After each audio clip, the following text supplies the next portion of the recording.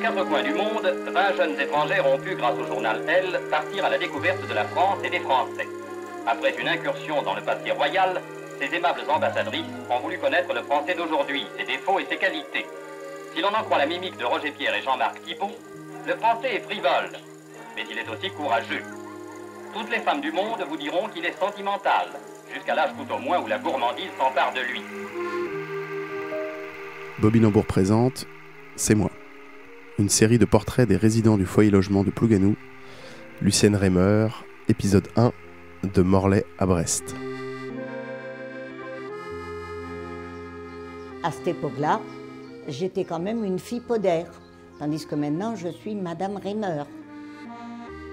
Alors je suis née le 18 mai 1930 à Plourin, pour la bonne raison, je vais vous faire un petit laïus aussi, eh bien c'est que ma maman était une jeune fille et mon père était marié avec une fille marèque et elle attendait un bébé qui était le troisième.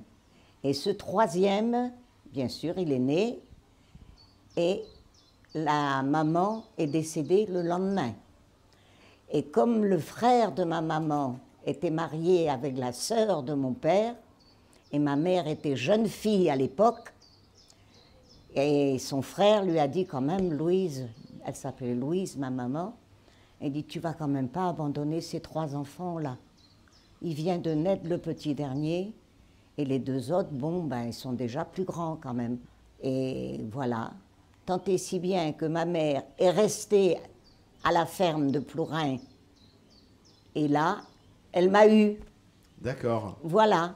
Donc vous avez des demi-frères et des demi-sœurs. Mais malheureusement, je ne les ai plus. D'accord, mais vous avez grandi dans une famille de combien d'enfants? Eh bien, donc, mon père avait donc ses trois enfants, puisque le dernier était tout petit. Et ma maman a eu aussi beaucoup d'enfants. Et puis, au bout d'un certain temps, bon, bah, ça n'allait plus, quoi. D'accord. Voilà. Vous aviez quel âge quand vos parents se sont séparés? Séparés, 14 ans. Je suis partie un matin. Nous habitions rue de Ploujean, puisque mon père travaillait à la ville de Morlaix. Mon père était parti en vélo pendant la guerre, en Somme, puisque les Allemands étaient toujours là. Ouais. Eh bien, je lui ai pris une valise qu'il avait, une valise en bois, ça je me rappelle. Et j'ai piqué du beurre, des œufs, et je suis partie à 6 heures du matin avec ma petite valise. Et j'arrivais à la pâtisserie Marie, et les Allemands m'ont arrêtée à 6 heures du matin avec ma valise. Et puis il y a un Allemand qui a dit « Oh, das ist ein Kind ». C'est un enfant. C'est un enfant, ne faites pas attention, quoi. Et puis le chef me dit « Mais où vous allez? Vous avez quel âge ?» Ben, je dis « J'ai 14 ans. Je vais avoir 14 ans bientôt. » Alors, je lui dis, il me dit, et vous allez où? Ben, je dis, je vais à Brest rejoindre ma maman. Et il me dit, et vous allez comment? Eh bien, j'ai pris un peu de sous à mon père aussi, et je vais me payer le billet de train.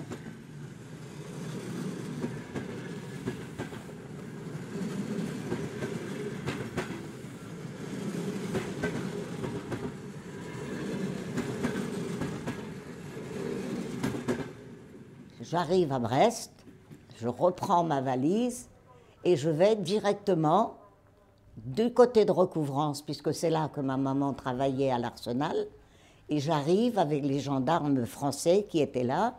Il me dit « Mais où tu vas comme ça, toi ?» Alors je dis ben, « Je vais voir ma maman. » Et elle s'appelle comment, ta maman? Elle s'appelle Louise et c'est une couturière. Et elle a son amie qui est avec elle aussi, elle travaille. Et elles sont obligées de travailler pour les Allemands. Bon, alors c'est ce qu'il faisait.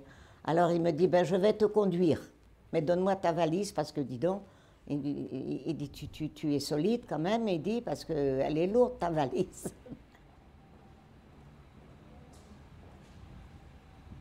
Maman avait déjà placé mes frères et sœurs, D'accord. mes vrais frères et sœurs. Et puis je suis restée avec ma maman et nous avons pris un appartement pas loin de l'abri Sadi-Carnot.